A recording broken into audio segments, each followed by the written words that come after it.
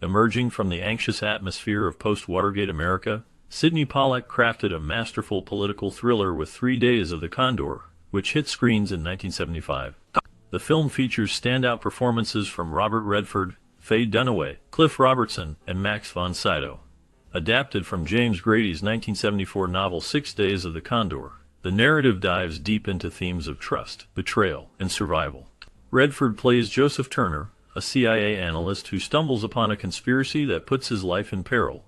The tension escalates as he becomes entangled in a deadly game of cat and mouse. With relentless pacing and sharp dialogue, the movie captures a time of skepticism toward government and institutions, reflecting the cultural unease of the era. The dynamic between Turner and Dunaway's character adds layers of complexity and vulnerability, amplifying the film's psychological tension. The chilling portrayal of what power can do and the horrors lurking beneath the surface leave a lasting impact, keeping audiences on edge throughout. Catherine Hale. The movie takes place in New York and Washington, D.C., centering on a bookish CIA researcher named Joe Turner.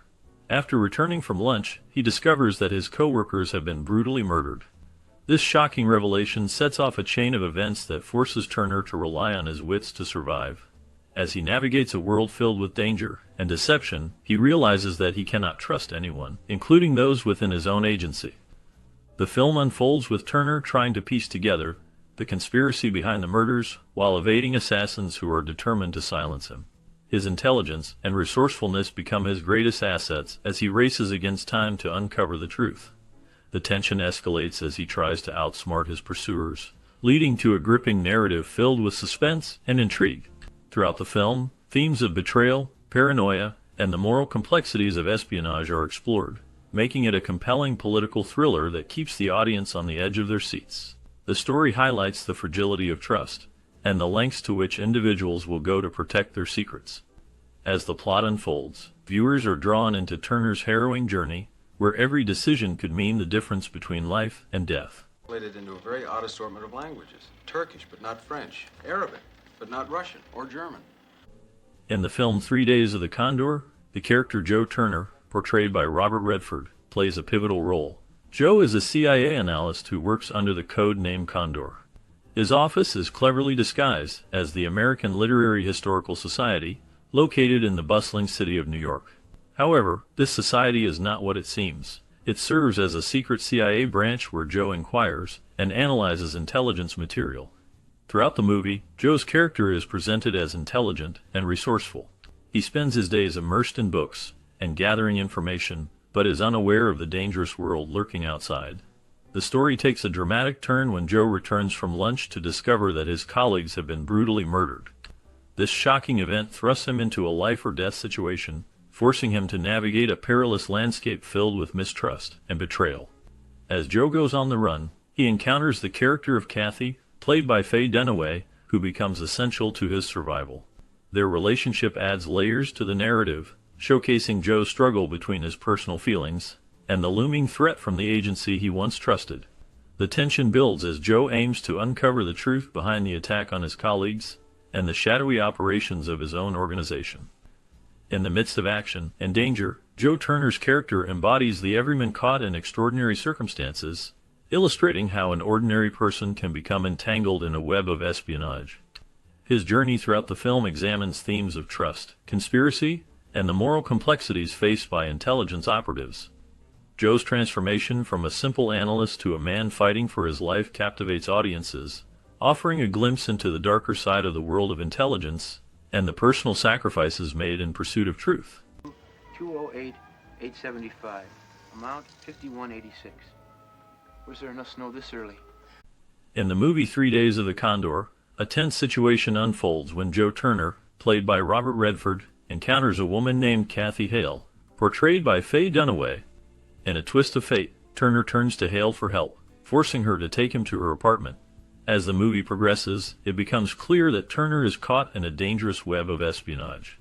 He holds Hale hostage, driven by his desperate need to uncover the truth behind why his colleagues have been murdered. What starts as a situation filled with fear and uncertainty begins to shift. As they spend time together, Hale's initial apprehension starts to wane, Through their conversations and shared moments, a bond begins to form between them. Turner finds solace in her presence, while Hale gradually begins to trust him. This transformation reflects a kind of Stockholm syndrome, where she becomes emotionally attached to her captor. Their relationship deepens, and they become lovers despite the dire circumstances surrounding them. This unlikely connection highlights the complexities of human emotion and trust in the face of chaos. The film cleverly explores how people can form attachments in the most unexpected situations, leading to a layered and intriguing narrative.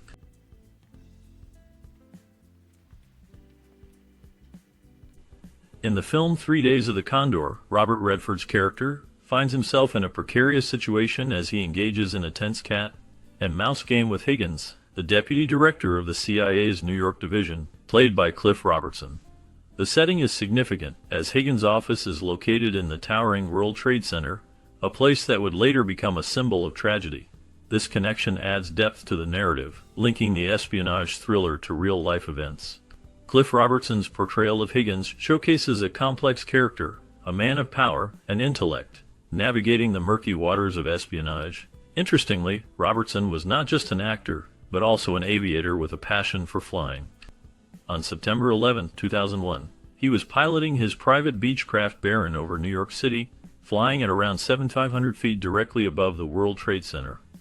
At that moment, he witnessed the first plane strike the iconic towers, an event that would alter the course of history. This tragic coincidence deepens the narrative of 3 Days of the Condor, intertwining the world of espionage with the stark realities of life. Sometimes 5. I'm not sure. We're going to Sam and May's tonight. The film was actually shot in autumn, but it was set in winter. To achieve the necessary wintry look on the streets where the movie was being filmed, saplings had to be defoliated.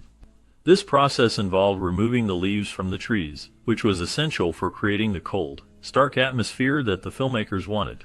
Robert Redford, who is not just a talented actor, but also an avid ecologist, took a keen interest in this aspect of production. He checked on the defoliation process closely to ensure that no damage was being done to the plants from which leaves were being taken.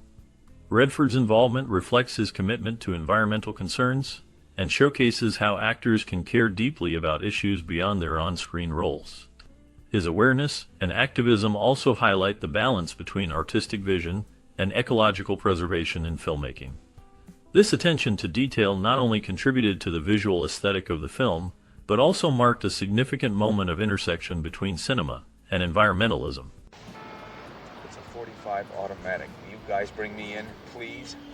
I'm not a field agent. In 3 Days of the Condor, a significant symbol appears with a van labeled Ogden Cleaning Service.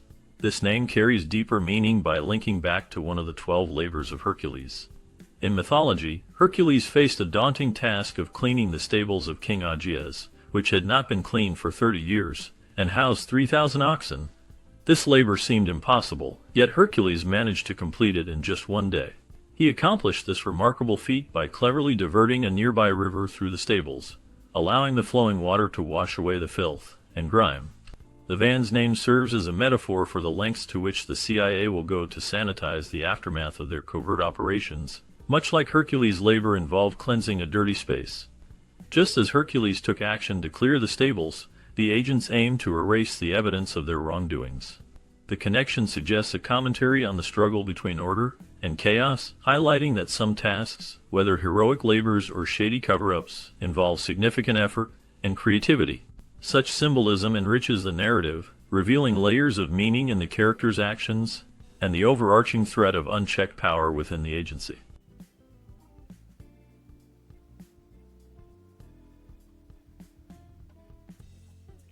The movie was filmed in a variety of locations in New York City, which contributed to its rich, urban atmosphere. Notably, the World Trade Center served as a prominent backdrop for several scenes. This makes 3 Days of the Condor particularly significant because it stands as the only feature film ever to be filmed inside the World Trade Center before its tragic destruction in 2001. The filmmakers took advantage of the iconic skyscrapers to create a sense of realism and urgency, essential for the film's tense narrative.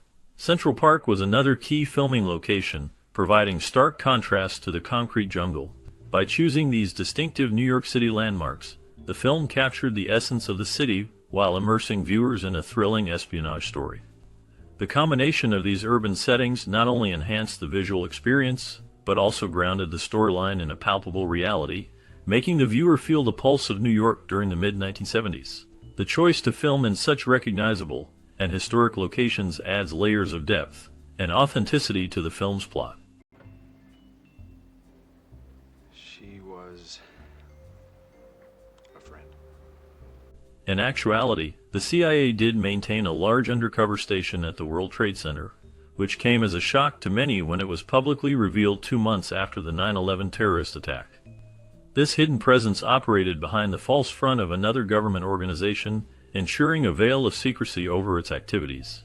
The World Trade Center, a significant symbol of commerce and trade, had a covert side that highlighted the complexities of intelligence operations. The CIA's decision to place a station in a high-profile location like this suggests the organization's attempts to blend in with the environment, taking advantage of the bustling atmosphere around it. The revelation opened up discussions about the extent of intelligence operations within the United States and raised questions about the scope of governmental oversight. For many, it underscored the thin line between national security and public knowledge. The integration of such a powerful agency in a prominent landmark illustrated the intricate dance between visibility and invisibility in intelligence work. The hidden CIA station at the World Trade Center remained a reminder of the hidden strategies and counterfeits employed by government entities. No, Higgins, come on. Do you know him? Professionally, yes. Professionally, he kills people. Yes. Yes. In the movie 3 Days of the Condor, the CIA plays a significant role, showcasing its operations in a unique setting. The film portrays a fictional yet plausible scenario where the agency utilizes New York City as a key location for its intelligence work. Central to this is the spying and recruitment of foreign diplomats who serve at the nearby United Nations building. The bustling atmosphere of the city and the diverse backgrounds of the diplomats provide the perfect backdrop for covert operations. The CIA makes the most of this environment to gather critical information and increase its influence internationally. Additionally, the agency had a dedicated debriefing site for American business executives who had recently traveled overseas. These executives were valuable sources of first-hand information about foreign markets and political climates. Upon returning, their insights were crucial in helping the CIA understand global dynamics and potential threats.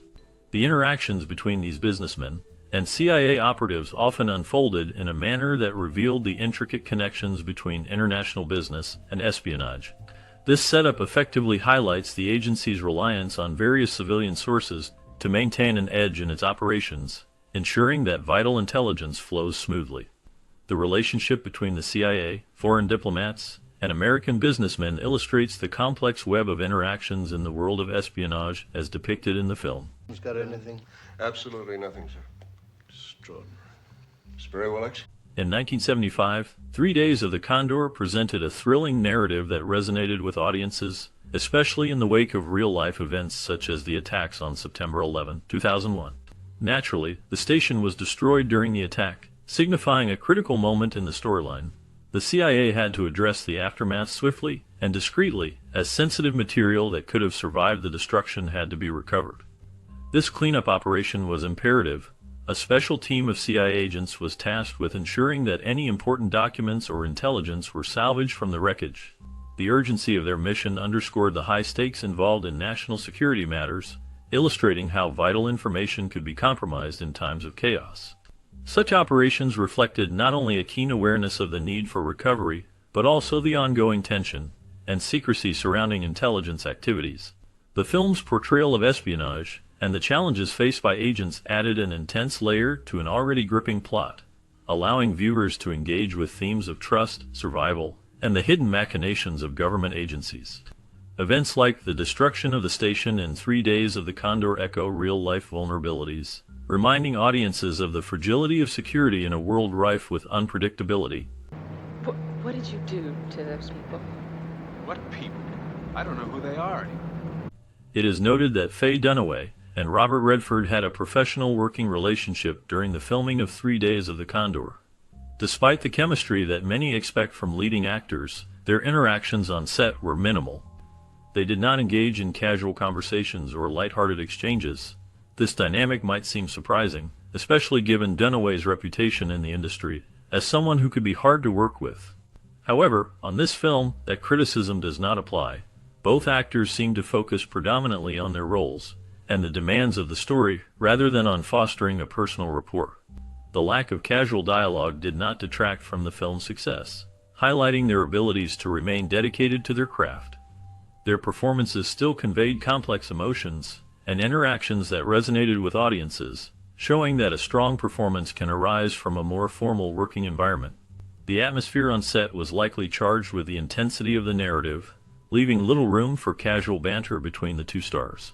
Well, the fact is, what I do is not a bad occupation.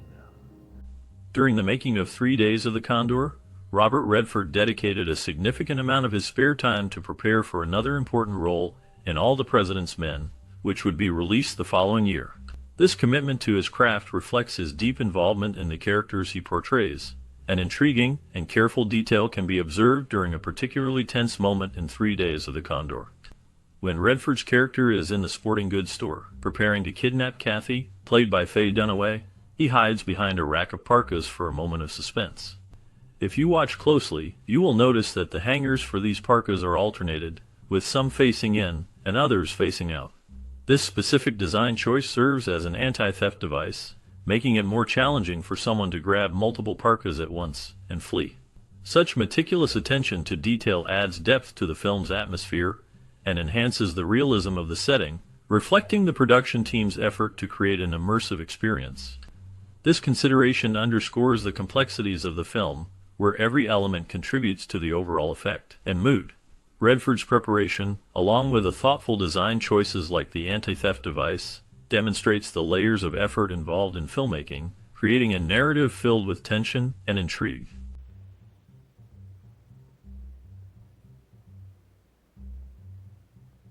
Robert Redford is very well known for being left-handed, and this trait shapes how he carries out tasks in the film 3 Days of the Condor. Throughout the movie, he performs most actions like a left-handed individual, which feels natural for audiences familiar with his previous work. However, the moment you see him writing in the film, it is striking to notice that he uses his right hand instead. This choice stands out because viewers have become so accustomed to seeing Redford do everything left-handed. His left-handedness adds a unique flair to his character, making him relatable and dynamic. Yet, when the scene shifts to writing, it's almost surprising how the familiar left-handed actions give way to the right hand. This subtle yet noticeable detail showcases the versatility of Redford's performance and provides an interesting layer to his character. It highlights the contrast between everyday tasks and the specific moments that call for precision and focus. The decision to use his right hand for writing could suggest an alteration in his character's mindset, reflecting the tension and danger surrounding him. This small yet impactful choice elevates the portrayal and engages the audience further, prompting viewers to pay closer attention to such nuances in the film. It's an operation. I look for leaks, I look for new ideas. When Turner tracks the phone number, he becomes desperate to find answers in a dangerous situation. He calls the phone company office and requests a CNA, which stands for customer name and address. This service is a tool that allows phone company employees to access personal information linked to a specific phone number. However, this service is not available to just anyone. It is a privilege reserved for authorized employees. Knowing this, Turner realizes that he must adopt a false identity and pretend to be one of these employees in order to gain access to the information he needs. His careful approach shows his determination to uncover the truth, while navigating through a system that is intentionally difficult for outsiders. This moment emphasizes the lengths to which he must go to protect himself and find those behind the threats against him, showcasing both the tension of the narrative and the complex nature of intelligence operations. The film is a commentary on trust and betrayal in the world of espionage, illustrated by Turner's risky decision-making process.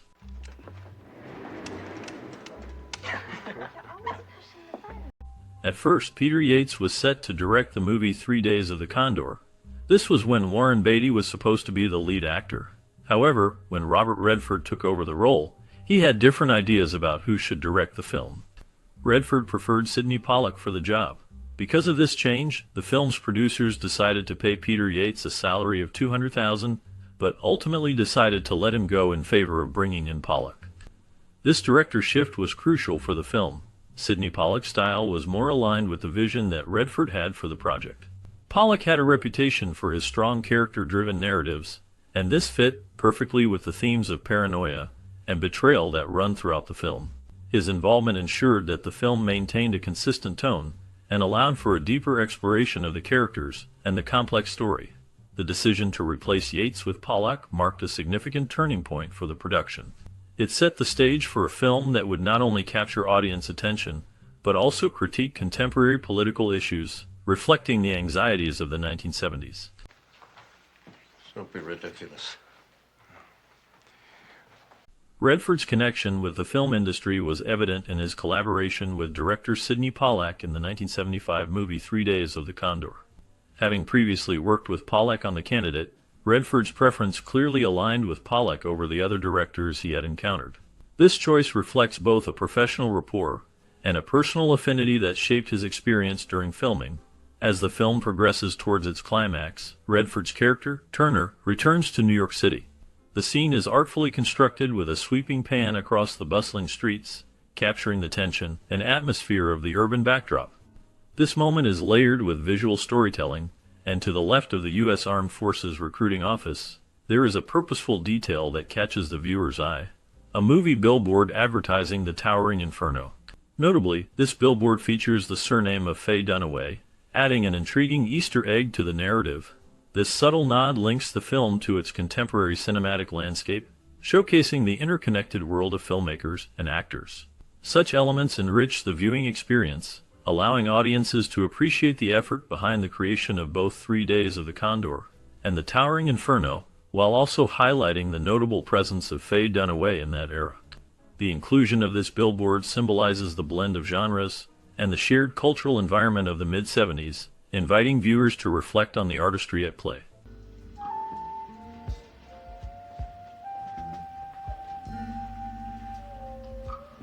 Interestingly, Max von Sydow's character in 3 Days of the Condor is nicknamed Lucifer. This nickname carries a weight of irony considering that several years earlier, von Sydow became well known to American audiences for his iconic role in The Exorcist. In that film, he played Father Lancaster Marin, the priest who confronts the terrifying forces associated with Lucifer. His characterization in both films resonates with themes of good versus evil, showcasing his ability to navigate complex moral landscapes. In 3 Days of the Condor, von Sydow brings an intense depth to the role, making the character of Lucifer compelling and enigmatic. The film itself revolves around espionage, conspiracy, and the blurring of right and wrong, featuring a gripping narrative where nothing is as it seems. The choice of the name Lucifer for von Sydow's character adds an extra layer of intrigue, inviting audiences to consider the nature of his motivations and actions. Fans of both films can see how von Sydow's portrayals intertwine, highlighting his talent and the enduring fascination with characters rooted in darkness and moral ambiguity. His career has been marked by roles that compel viewers to think deeply about the nature of evil and the consequences of conflict. No. Stay on schedule. I'll get it. In 3 Days of the Condor, there is another interesting person that you'll notice whom you recognize but can't quite figure out where from. This character is the mailman gunman, played by Hank Garrett. He brings a unique presence to the film, adding to the tension and suspense that permeates the narrative. Many viewers may remember Garrett from his role in the classic sitcom Car 54. Where Are You? In that funny show, he portrayed Officer Ed Nicholson, a character known for his comedic timing and charm. Garrett's switch from a light-hearted television role to a tense and menacing character in a thriller like 3 Days of the Condor showcases his versatility as an actor. His experience in comedy likely informed his performance, adding layers to the gunman's character. This contrast can catch audiences off guard, leading them to ponder where they have seen him before. Garrett's ability to navigate between two vastly different genres reflects the talent and adaptability of actors of his era. As you watch the film, you may find yourself drawn into the complexity of both his characters, one in the urban streets of 1960s New York, and the other lurking in the shadows of a high-stakes espionage plot.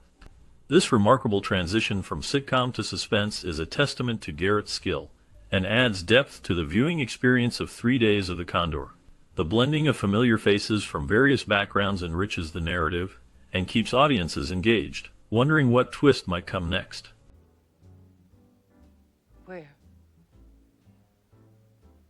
During the filming of 3 Days of the Condor, Faye Dunaway found herself quite captivated by the idea of her character being kidnapped and pursued by Robert Redford. She really enjoyed the dramatic dynamic between them, feeling that it added an exciting layer to the story. Instead of being frightened, she viewed the scene with a sense of thrill, embracing the intensity that came with it. However, there was a moment on set that stood out to her. While they were working, Robert Redford had to step away from the scene, and as fate would have it, director Sydney Pollack stepped in to take over his role. This was a unique twist for Dunaway, as she had to focus on her own reactions while Pollack played off her performance. It became a special experience for her, allowing her to dive deeper into her character's emotions in an unusual way. This moment not only highlighted her acting skills, but also showcased the collaborative spirit of the filmmaking process. The blend of emotion and the unexpected situation made that day on set unforgettable for Dunaway.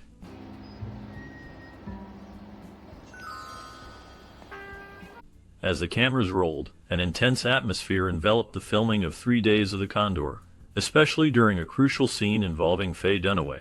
She found herself in a position where she was physically restricted, unable to escape or move freely. In that vulnerable moment, the director, Sydney Pollack, unexpectedly lunged toward her, growling with a fierce intensity. He threatened her with chilling words about the horrifying things he planned to do. This unexpected display of aggression left Dunaway genuinely terrified, her heart racing as she struggled to process the reality of the situation. Pollack, known not only for his directing skills, but also for his acting talent, fully committed to his role in extracting the right emotional response from Dunaway. He continued to approach her with glaring eyes, deliberately pushing the boundaries of her comfort to elicit a genuine reaction. While these actions may have served the scene well, it is crucial to recognize that Faye Dunaway's fear was not merely part of her acting. It was a real emotional response. Sydney Pollack's approach may have been effective for capturing the desired shots with Robert Redford, but for Dunaway, it was a moment filled with fear rather than a performance. The boundary between acting and reality blurred during the scene, illustrating the lengths to which filmmakers sometimes go to create an authentic, emotional experience. In this case, while Pollack displayed his greatness in leading the scene, it came at the cost of Dunaway's comfort. What am I supposed to do? The movie earned about $9 million in theatrical showings in North America, marking it as a notable success. It truly is a well-made thriller that's extremely tense and involving, capturing the audience's attention with its intricate plot. When viewed at that time in 1975, it made the experience that much more believable due to the recent experience with the Watergate scandal. This political background added a layer of intensity to the narrative, as viewers were more aware of the shadows of deception and betrayal lurking in governmental circles. The film's themes resonated deeply with an audience already grappling with issues of trust and integrity in their leaders. The plot thrived on the uncertainty of the era, making the twists and turns feel all the more relevant. The combination of a compelling story, strong performances, and a chilling atmosphere left a lasting impression, solidifying its place in cinematic history as a gripping reflection of its time. The film's ability to intertwine personal dilemmas with broader political realities contributed to its strong box office performance, engaging viewers in a way that felt personal and universally relevant. The sense of menace that pervaded the film resonated with audiences who were beginning to question everything they thought they knew about their government and society.